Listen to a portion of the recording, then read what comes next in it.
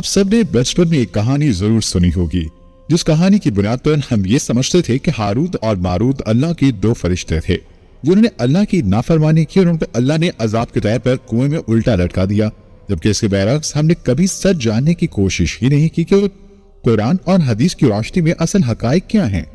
کیا ہاروت اور ماروت دونوں جادوگر تھے؟ ان کے ساتھ ایسا کیا ہوا تھا؟ یہ سب جاننے کے لیے آپ سے گزارش ہے کہ ویڈیو کو پورا دیکھیں۔ معزز ناظرین، آپ کے کانوں سے ٹکرانے والی آواز ہے فہد کریم کی اور اس تحریر کو قلمبند کیا ہے وقاص شیخ نے۔ پہلے ذرا اس کہانی کا بغور جائزہ لے لیا جائے جو عام طور پر آپ اور میں جانتے ہیں۔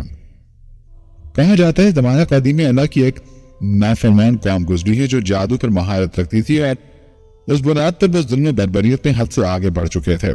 تب اللہ تعالیٰ نے عرش پر فرشتوں کو بلایا اور فرمایا کہ زمین کے لوگ بگڑ چکے ہیں، ان کی آزمائش اور عذاب کے لیے زمین پر کون جائے گا؟ تب فرشتوں میں سے دو بہت ہی نیک فرشتے کہنے لگے، یا مولا ہمیں بھیج دیجئے، ہم ان کو سبق سکھا دیں گے۔ پھر اللہ نے فرمایا تم دونوں بڑے جادوگر بنا کر زمین پر بھیج دیے جاؤ گے، مگر یاد رکھنا ان کے بہکاوے میں ہرگز نہ آنا۔ چنانچہ یہ دونوں فرشتے ہاروت و ماروت زمین پر بھیج دیے گئے اور ان کو جادو میں بہت مہارت دی گئی۔ ایسا جادو اس ٹائم میں سے کسی کو نہیں آتا تھا۔ جب یہ فرشتے ان لوگوں کے درمیان آئے تو انہوں نے لوگوں کو واضح و نصیحت کی، مگر کسی نے ان کی کچھ نہ سنی اور کہنے لگے کہ یہ جادو ہمیں بھی سکھا دو۔ ہاروت و ماروت ان لوگوں کو جادو سکھانے لگے۔ ان کی اس جادو کی شہرت سن کر ایک بہت حسین و جمیل عورت ان کے پاس آئی، جس کو دیکھ کر یہ فرشتے اس کے عشق میں گرفتار ہو گئے اور اس عورت سے کہنے لگے کہ ہم سے شادی کر دو۔ اس عورت نے ان کے سامنے 3 شرائط رکھی کہ شادی تو میں نہیں کر سکتی، تم میرے ساتھ بنا شادی کے کچھ لمحات گزار سکتے ہو۔ فرشتوں نے جواب دیا، بنا شادی کے یہ کام زنا ہوا اور زنا حرام ہے، یہ ہم نہیں کر سکتے۔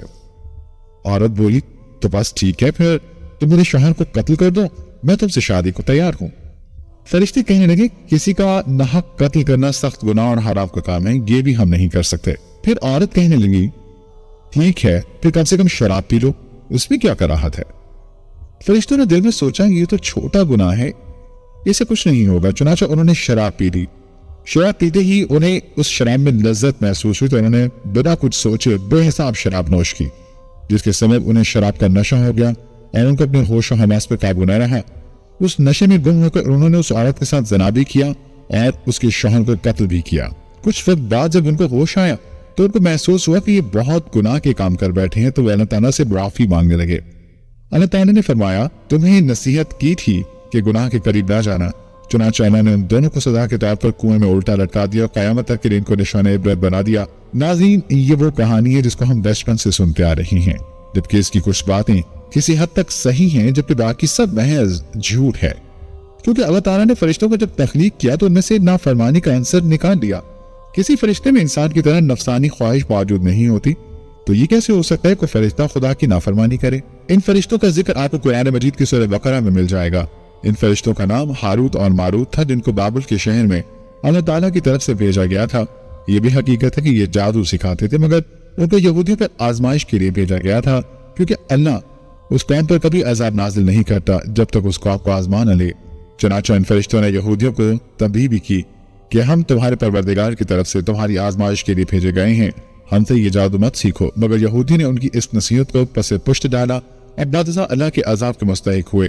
اس کے علاوہ تفاسیر و احادیث کی کتابوں میں یہ واقعی تفصیل سے نقل ہوا ہے۔ ناظرین کرام، ہمیں کچھ بھی سن کر اس کی تصدیق کر لینی چاہیے تاکہ ہم کسی بات کا صحیح علم حاصل کر سکیں، نہ کہ اپنی کم علمی کے باعث اللہ تعالیٰ پر کوئی بہتان باندھ دیں، کیونکہ اللہ تعالیٰ قرآن میں فرماتے ہیں، تم ہماری طرف ایسی بات کیوں منسوب کرتے ہو جس کا تمہیں علم نہیں؟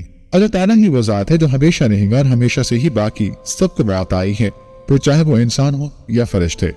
فرشتوں کی موت کیسی ہوگی، اس کو سنیے اور فیصلہ کیجیے کہ کس کی بادشاہی ہے۔ دنیا کے وہ لوگ بدقسمت ترین ہوں گے جو قیامت کا منظر دیکھیں گے۔ قیامت سے پہلے ایک دم خوفناک آواز آئے گی، سب لوگ سب کچھ بھول جائیں گے۔ خوفناک آواز سے سورج پھٹ جائے گا، تارے ٹوٹ جائیں گے، چاند بکھر کر ریزہ ریزہ ہو جائے گا، زمین پر دریا و پہاڑ روئی بن جائیں گے، سمندر میں آگ لگ جائے گی اور دنیا تہس نہس ہو جائے گی۔ ایک خوفناک آواز کے ساتھ پوری دنیا کو اللہ تعالیٰ موت دے دے گا۔ جبکہ سب کچھ ختم ہو جائے گا تو پھر پہلے، دوسرے، تیسرے، اس طرح 7ویں آسمان تک سب کو موت دے دی جائے گی، سب فرشتوں کو بھی موت دے دی جائے گی۔ پھر میرا اللہ کہے گا کہ کون باقی ہے؟ آواز سن کر ملک الموت حضرت اسرائیل علیہ السلام کہیں گے کہ اے اللہ، मुझ समेत तेरे 4 फरिश्ते हैं, ये जिब्राइल अलैहिस्सलाम, मीकाईल अलैहिस्सलाम, इसराफील अलैहिस्सलाम हैं। अल्लाह ताला फरमाएंगे कि जिब्राइल अलैहिस्सलाम और मीकाईल अलैहिस्सलाम मर जाएं। इस पर अल्लाह का अर्श कहेगा कि या अल्लाह, जिब्राइल अलैहिस्सलाम और मीकाईल अलैहिस्सलाम को तू बचा ले।